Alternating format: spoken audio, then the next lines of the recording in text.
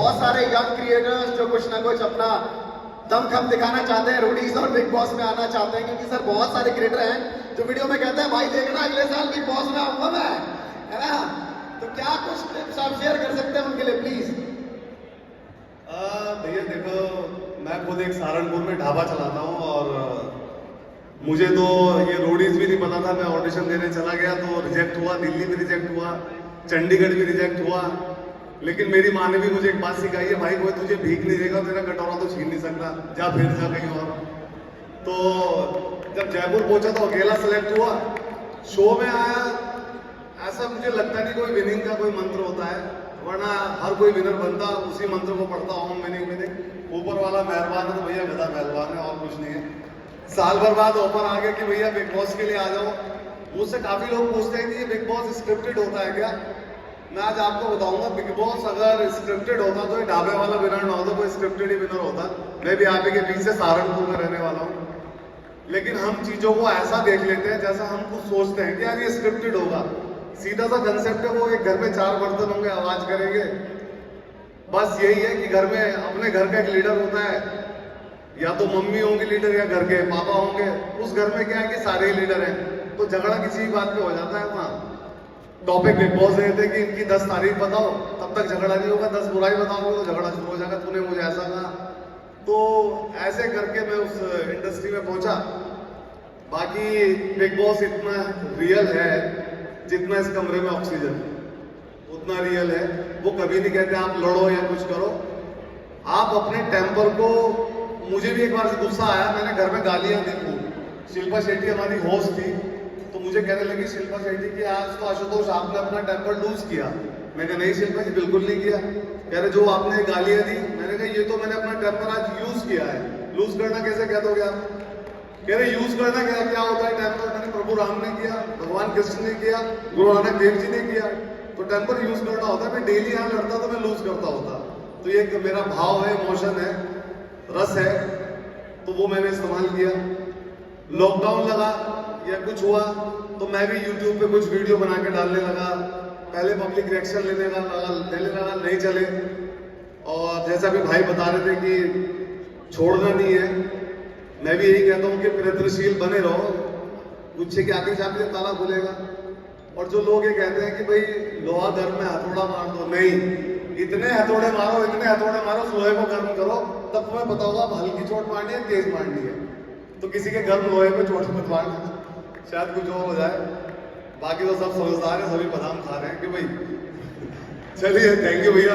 मेरी एक web series आने वाली है अभी, तिवारी, बड़े दिनों बाद वापसी की। लॉकडाउन में लोग दिक्कतें देख रहे थे, मैंने सफलताओं में कठिनाई देखी। लोगों ने देखी सफलताओं में कठिनाई, लेकिन मैंने कठिनाइयों में सफलता देखी। सबसे पहले तो अपने हाथ में लेके शादी की, तब इंडस्ट्री में रिश्ते टूट रहे थे। एक बैंक से लोन नहीं मिल रहा था, तो मैं वो लोन देने वाली अपने घर उठा लाया। मैंने कहता टैलेंट तो हमें भी है। तो वो आज भाभी है और 1 साल का बालक है। तो मैंने कठिनाइयों में सफलता देखी। अभी आपको बताऊं, मैं एक वेब सीरीज करने गया हूँ तिवारी, जो कुछ महीने बाद उर्मिला मैम के साथ, उर्मिला मानतोड़ के साथ आ जाएगी। तो जब मैं वहां पर जाकर डायरेक्टर सर से मिला तो वो कहने लगे आशुतोष यार तो बहुत लेट आया। मैंने सर गंगा में से पानी थोड़ी खत्म हो गया, नेक्स्ट फिल्म के लिए सबसे जल्दी मैं आया हूँ। कह रहे यार एक कैरेक्टर है पर वो छोटा है। मैंने सर कोई बात नहीं, छोटे से शुरुआत कर देंगे। और वो छोटे से ऐसे शुरुआत हुई कि कहीं तो 4th लीड था, लेकिन उसमें इतनी मेहनत हुई कि मैं उसका 2nd लीड बन गया हूँ। तो सही टाइम पर सही जगह खड़ोगे, मेहनत करोगे, चीजें मिल जाती हैं। ऐसे मैंने खुद देखा है। मुझे कभी शायद दिल्ली भी मैं पहली बार रोडीज का ऑडिशन देने आया था, या उससे पहले म्यूजिक के शो में आया था और किसी काम से आया था। मैंने कहा ऐसा है, कुछ सुबह सुबह हमारे यहाँ से DMU करके ट्रेन आ जाती है, सुबह 7 बजे दिल्ली छोड़ देती है। तो अब कहाँ जाए, तो देखा कि रियलिटी शो के ऑडिशन चल रहे थे। तो मैं उस वक्त मतलब जिम में जाता था, बड़े तो फ्लाई का ऐसा लगता था कि कोई बाउंसर ही है, लड़का तकड़ा सा था। तो मैं लोगों को लाइन में लगाने के चक्कर में लगता खुद ही आगे जाके खड़ा हो गया सबसे।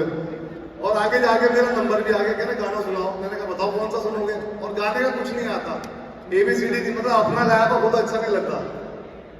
तो कह रहे सुनाओ। मैं कहा नहीं सर, अपना फेवरेट बताओ, आप कौन सा सुनना चाहोगे?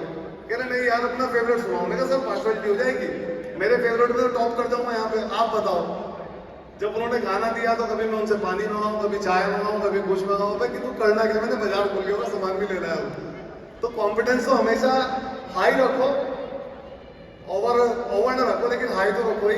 क्योंकि जब हम यहाँ दिल्ली आते थे तो बड़े स्टाइलिश लड़के मिलते थे रोडीज के ऑडिशन में, यो मैन ब्रो, इस तरह की बात होती थी। और हम आते थे बिल्कुल लेजी, अरे हटिए भाई जरा ऑडिशन दे दीजिए, हम इस तरह बात करते थे। तो भाषा मैटर नहीं करती।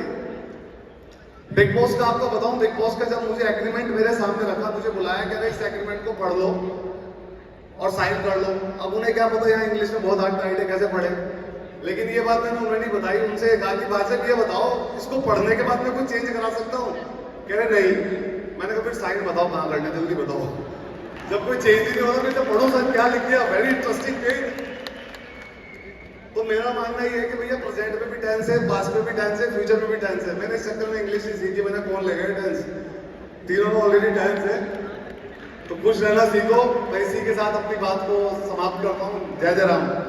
बहुत बढ़िया, जोरदार तालियां इनके लिए। What a lovely speech. आपने कम शब्दों में कितना ज्यादा कुछ बयान कर दिया। मुझे लगता है कि बहुत अच्छे वक्ता से आज हमारी मुलाकात हो गई है। यू वेरी इंस्पायरिंग किया आपने हम सबको। Thank you for joining us here.